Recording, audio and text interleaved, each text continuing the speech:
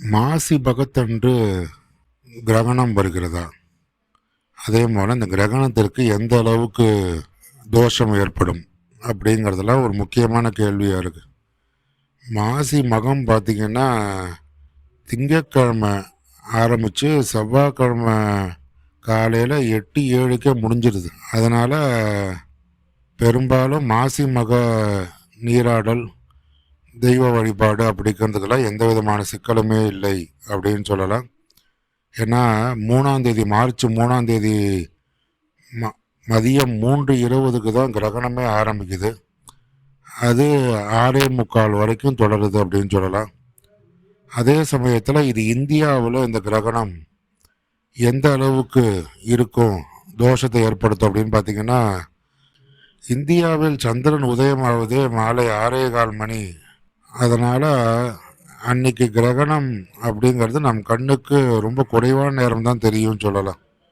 முழுமையான கிரகண நிலை அப்படிங்கிறது மாலை 5:30 மணிக்கே முடிஞ்சிருது. அதனால் இந்த கிரகணத்தோடைய பாதிப்பு நமக்கு ரொம்ப குறைவாக தான் இருக்கும். அதுவும் பகுதி சந்திர கிரகணம் தான். இதோடைய பாதிப்பு பெரிய அளவில் இருக்காது அப்படின்னு சொல்லலாம்.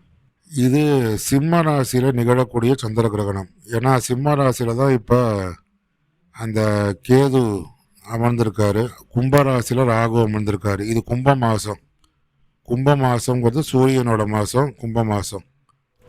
மார்ச் 3ஆம் தேதி சூரியனுக்கு 180 டிகிரியில் சந்திரன், அதாவது சிம்ம ராசியில் பூர நட்சத்திரத்தில் வரும். அந்த இடத்துல கேது இருக்கிறனால தான் சந்திர கிரகணம் ஏற்படுது. கிரகணம் எந்த நட்சத்திரத்தில் தொடங்குதோ அந்த நட்சத்திரத்துக்குரிய நிழல் தீட்டு இருப்பதாக கருதப்படுது. அவங்க தான் பரிகாரம் பண்ணுவாங்க.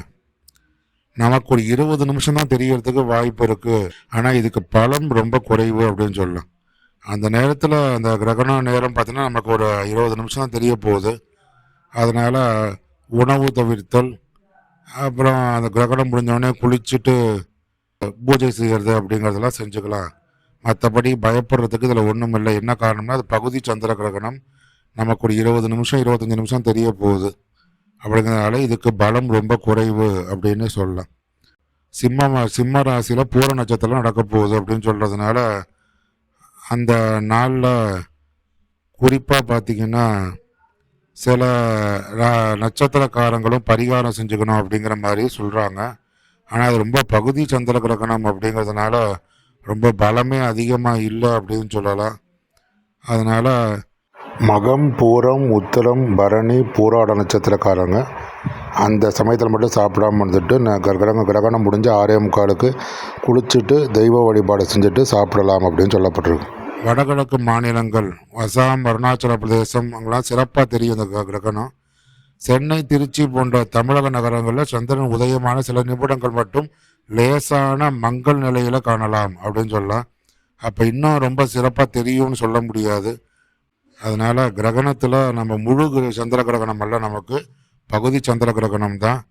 அதுவும் ஒரு 20-25 நிமிஷம் தான் தெரிய போகுது. அதுவும் ரொம்ப சில மாநிலங்களில் மட்டும்தான் அது நல்லா தெரியும். நம்மளுடைய தமிழ்நாட்டை சேர்ந்த அளவில் குறைவான அளவுலேயே நமக்கு அது தெரிவதற்கான வாய்ப்புகள் இருக்குது. அதனால் இதில் பயப்படுறதுக்கு ஒன்றுமே இல்லை. அன்றைக்கி எப்போதும் போல் அந்த சாயங்காலம் ஒரு 6லேருந்து 7க்குள்ளே நம்ம எப்படியும் சாப்பிட மாட்டோம். பெரும்பாலும் எல்லோரும் 7 மணிக்கு தான் சாப்பிடுவாங்க. கொஞ்சம் குளிச்சுட்டு கொஞ்சம் இறை வழிபாட்டை செஞ்சுட்டு சாப்பிட்டுட்டோம் அப்படின்னா சாப்பாடு எடுத்துக்கிறது நல்லது அப்படின்னு சொல்லலாம். அதனால் இதில் எந்த விதமான சிக்கலும் இல்லை, பயமும் இல்லை அப்படிங்கிறத தெளிவாக புரிஞ்சுக்கிட்டு செயல்படுமாறு கேட்டுக்கொள்கிறோம். இது போன்ற பதிவுகளுக்கு அன்னை அபிராமி அஸ்ட்ராலஜி சேனல் சப்ஸ்கிரைப் பண்ணுங்கள். நன்றி, வணக்கம்.